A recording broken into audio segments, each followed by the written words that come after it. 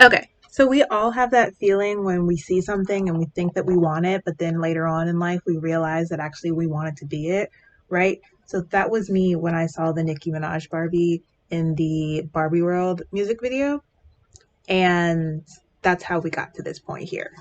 So, hi, my name is Jay, and welcome to my video where I should have filmed this intro in costume, in cosplay, but I didn't. So here I am, Editor Jay, and I'm just gonna walk you guys through the process of how I made my Barbie cosplay. Yeah. Alright, so I'm gonna try my best not to be super long-winded about this, but the wig did take me the most time out of anything in this cosplay, so it's gonna be a bit lengthy to talk about it just in general anyways, but I'll try my best to keep it concise. So I am using two 80 centimeter long wigs from Map of Beauty, or 32 inches in Moroccan, and I am using one in blonde and one in pink. Because these wigs are so cheap, the wefts tend to be very far apart and the hair tends to be very thin, so that's part of the reason why to start off with this wig, the first thing I wanted to do was kind of section the hair out and kind of figure out how the hairstyle would fall, so that way I could figure out which wefts would be exposed and where I would need to add hair and how much extra hair I would need to make it look correct. So that's basically what I was doing in the very beginning, is just kind of mocking up how the hairstyle was supposed to look. I'm not a big fan of updos and like high ponytails like this, so I really wasn't sure what I was doing. So mocking it out before like going in and starting to like cut or add extra hair or anything was super important, because I had zero idea how I was supposed to style this. So once I had sectioned out enough hair for the top little ponytail, I went ahead and sectioned off the blonde from where I wanted the wig to transition into pink, and then I began removing the blonde wefts. Looking at the doll, it doesn't really look like the hair is dyed. It looks more like there's like a pink undercut. So that's why I decided to just go ahead and remove all of the wefts and put in pink wefts instead of like dyeing this wig. It just made more sense and it seemed more accurate. So I'm just taking an X-Acto blade because I couldn't find a seam ripper, and I'm just slowly but surely removing all of the blonde wefts, basically from the middle of the wig all the way down. Doing this is a relatively simple process. You basically are just going to pick out a running stitch across the weft, and basically after you get a few of them loose, the entire weft will be able to just be pulled off. So you really just want to get your blade between the weft and the wig and kind of slowly just pick at each running stitch, and it'll just come right off. This was probably the easiest part of doing this wig. For the pink wig, I'm really just using it for its wefts. So I put it on the mannequin upside down so that I could pick the seams easier. This is definitely an easier method, but you're more likely to cut the wig cap.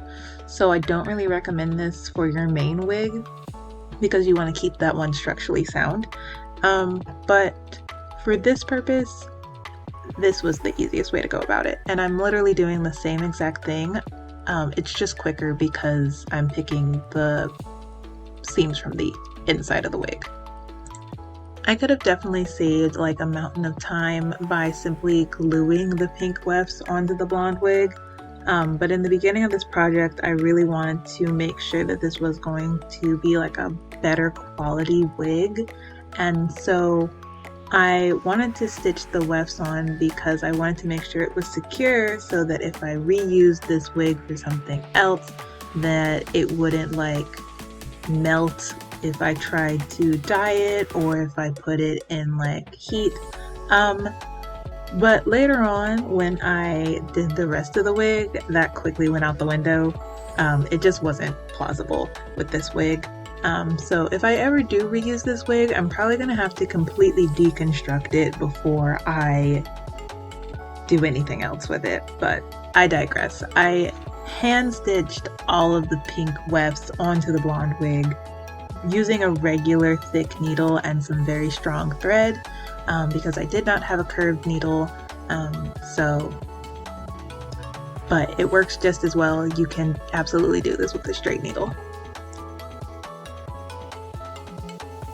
And there is the sped up version of how long it took me to do one line. And here's what I ended up with. Yeah, hours. It took forever.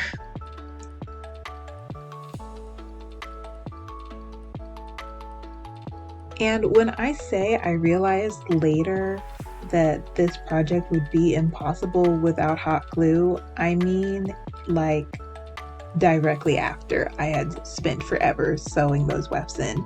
Because I realized, since this is such a cheap wig, in order to get that kind of pulled back hairline that I wanted, I was going to have to glue or hand stitch wefts into the underside of the wig cap so that I could basically pull them back over top of the ponytail.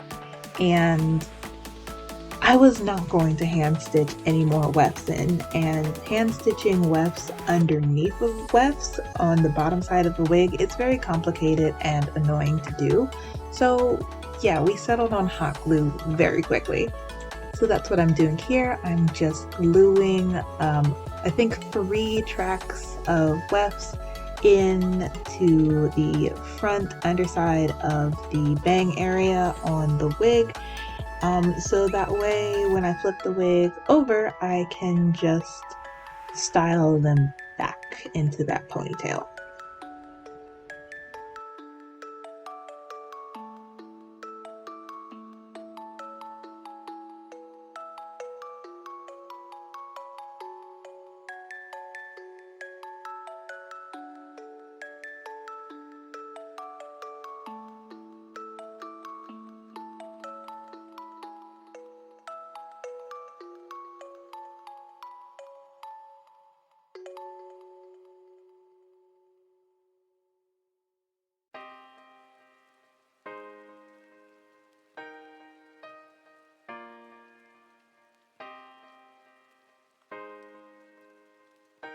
Finally, after hassling with this wig for probably like 6 hours, 7 hours at this point, I got the smart idea to section her off and braid it, which was a tremendous idea I really should have done earlier on in the project.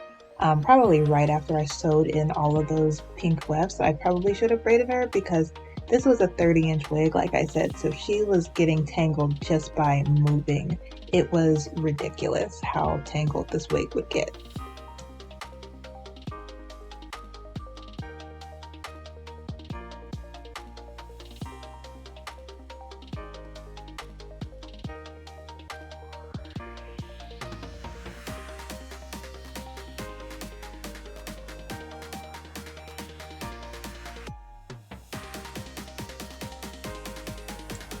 So after I had sectioned and detangled her, I went into actually making that top ponytail. The first thing I wanted to do was kind of separate the top wefts from the bottom wefts that are going to be in the front, because if you look at the Barbie, there's definitely like a couple of down strands of blonde before we get to the pink. So I wanted to make sure that it still had that look. I basically made sure that there were down strands on the side, and then I made a cute little top ponytail, and I twisted it up and put a cardboard tube over top of the ponytail.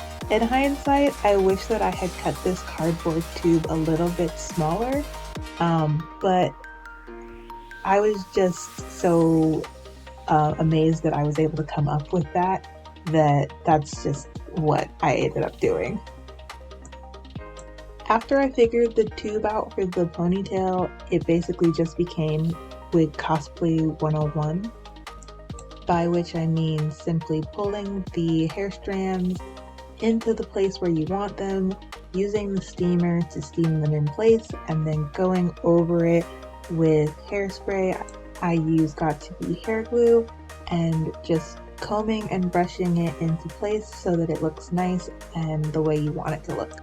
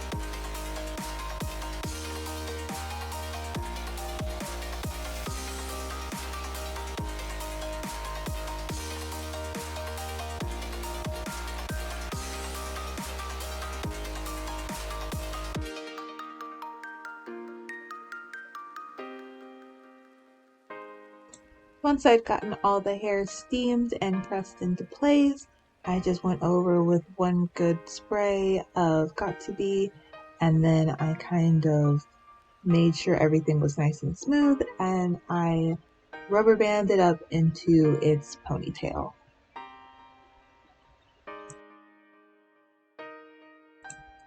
After I got everything up into that kind of temporary ponytail, I'm taking a weft that I folded a couple of times to make it thicker, and I'm just wrapping it around that tube. I hot glued it in the back so that it would stay in place as I wrapped it, and basically just made sure to add a little bit of more hot glue every time I went around the back, and I just kind of went over it with the hairspray and smoothed it as I was wrapping it around, and that's how I kind of gave it that appearance of like a hair wrapped ponytail.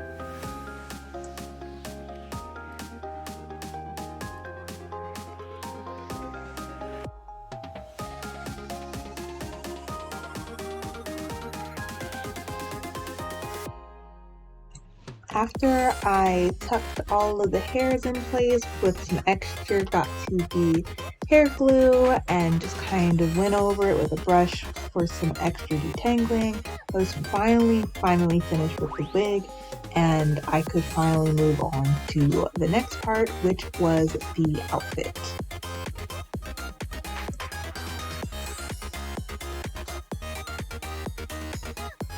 Okay, so boom, I was able to find the exact logo text on Pinterest, super easy. And then I just went to remove.bg to remove the background from that image, because even though it says it's a PNG file, it's not. Did a quick double check to make sure that it is in fact the right look. Then I used Clip Studio Paint to import the image as a repeating pattern. The shirt looks like it has Barbie about 4 times across the entire shirt, so I'm just scaling it to kind of look like that. Make sure it's saved as an actual PNG this time, and then I'm going to print it as a 24 by 24 inch print on my giant sublimation printer. Yes, I have a giant ass sublimation printer, but you can absolutely do this with just regular computer paper and use sublimation paper with sublimation ink, or you could do this with transfer paper, or you could do this. There's definitely a workaround on any size printer. You don't need a giant printer like this one that I have. I just have one of these, so I'm going to use it. After I have my 224-inch sheets, I spray it down with temporary fabric adhesive, and I smooth the shirt over top of it with the front of the shirt facing up. and then I'm going to once again spray it again, and then I will sandwich the top paper over top of the shirt, making sure the shirt is as smooth as possible so we don't have too many wrinkles in the heat press. Then I just methodically, square by square, heat press the entire shirt. My machine is set to 420 for 10-second presses. But depending on what material you use, you're gonna have different heat press settings than I am. And if you're doing this with transfer paper, you could definitely use just a regular house iron. And for the skirt, I just bought this cute $10 skirt off of Amazon. It was a 2-day Prime, so I got it super quick, and I don't know if I had already said this or not, but I started this project on the 19th, so I literally only had 2 days to get it done. So this skirt was a lifesaver, even though she is fake leather, and I don't like leather in general, so probably never gonna wear it again, but she definitely came in clutch for this project. Now, when it comes to this part, I'm not even going to pretend like I knew what I was doing. I'm not even going to waste you guys' time with explaining what I did, because I don't know. I felt like a child rummaging around in their mother's makeup the entire time I was doing this, and this was after like a lot of Google searching and a lot of YouTube searching for how to do this. So I'm not even going to pretend like I knew what I was doing. If any of you guys watching this has a really good recommendation for like a darker skinned, beginner friendly makeup artist that makes like videos on YouTube or has like some sort of learning platform, definitely drop it in the comments, because this has been the bane of my existence since I've started cosplay. I've never been into makeup, so when I started cosplaying, doing makeup has always been super intimidating for me. So I really need somebody that I can learn from. I can say that honestly. It would be literally amazing if I could find someone who does cosplay makeup but is also dark skinned. But honestly, I will just take any dark-skinned, beginner-friendly makeup artist at this point. Like, cause I put on makeup, but that's all that I can say about this section of the video, and we're moving on. Thanks so much for listening to me babble on about this cosplay. Honestly, it was so much fun to do, and it's really gotten me back into the vibe to do more cosplays. So hopefully I will see you guys on the next one. You know what them buttons do. Peace.